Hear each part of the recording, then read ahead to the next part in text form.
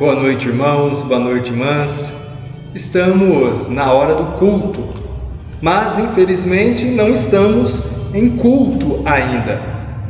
Continuando nossa caminhada através de nossas devocionais para celebrarmos a paixão, morte e ressurreição de Jesus Cristo, vamos aproveitar esse tempo quando somos chamados para considerar nosso pecado, nossa fragilidade, à luz do esplendor e perfeição do nosso Deus e Rei, Jesus Cristo. Caminhando para a Páscoa, então, estamos meditando em salmos, em textos do Antigo Testamento que nos apontam para aquilo que aconteceu no Novo Testamento. Especialmente, paixão, morte, ressurreição, a Páscoa cristã.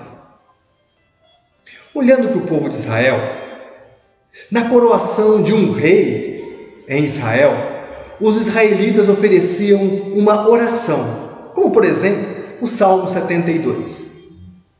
A oração não era apenas um reconhecimento do rei, mas também expressava um conjunto de expectativas e critérios para este governante. O rei era visto como o canal pelo qual as bênçãos de Deus chegavam ao povo, e era esperado que esse rei apoiasse os padrões divinos de justiça e retidão no seu governar. Olhar para o rei buscando compaixão e libertação para todos, especialmente para os mais fracos, não era um pensamento inocente ou ansioso, mas uma esperança enraizada no caráter daquele que o havia ungido como rei, o Deus de Israel. Sendo que o próprio Deus é, por natureza, um salvador e auxiliador dos desamparados, por isso, assim deveria ser o rei, copiando a Deus.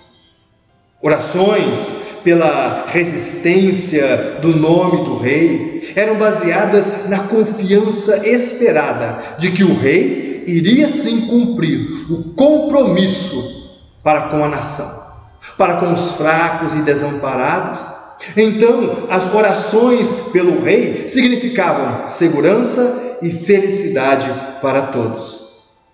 Entretanto, nenhum rei ou líder foi capaz de preencher os padrões divinos. Hoje em dia, vemos que muitos perderam a fé nos governos e desconfiam de todos, enquanto outros passam a vida e gastam seu dinheiro promovendo este ou aquele nome como se fosse aquele que finalmente será o governo salvador.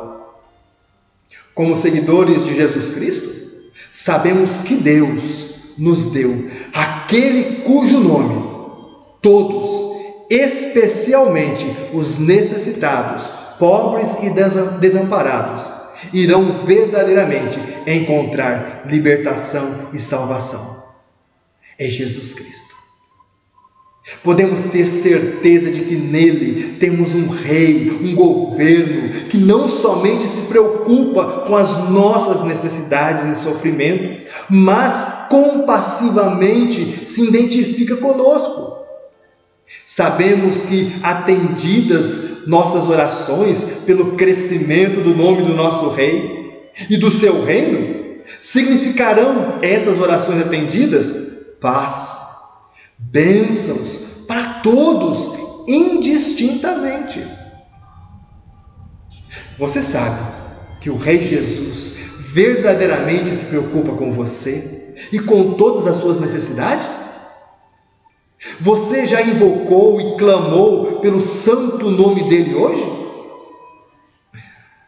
Quando lemos o profeta Isaías, lá no capítulo 41 e 42, vemos como o povo de Israel se afastou de Deus por causa da idolatria. Idolatravam os governos humanos, idolatravam os reis e outros deuses e acabaram entristecendo o seu Deus. e o rei que ele enviaria como Messias. Bem, nos capítulos anteriores, desses dois capítulos citados, 41 e 42, no livro de Isaías, Deus, através do profeta, diz que os falsos deuses somente iludem, escravizam e, por fim, falham. No capítulo 42 de Isaías, o servo escolhido de Deus é chamado para, no seu governo, trazer justiça e verdadeira liberdade àqueles que estão presos nos cárceres. Leia o versículo 7 do capítulo 42 de Isaías. Esta foi a lição para Israel e continua a ser uma lição para nós hoje também. A essência da mensagem cristã é que Jesus Cristo, o escolhido e rei, aquele que realmente merece nossa adoração, também veio como servo e tem nos servido primeiro. Como podemos conhecer a vontade de Deus de tal forma que comecemos a substituir os ídolos de nossas vidas que roubam a adoração ao Deus e Rei Jesus? Como? Nos versículos 1 a 4 do capítulo 41 de Isaías. Nesses versículos, somos ensinados a contemplar aquele em quem o próprio Deus se agrada. Contemplar significa, ao mesmo tempo, considerar.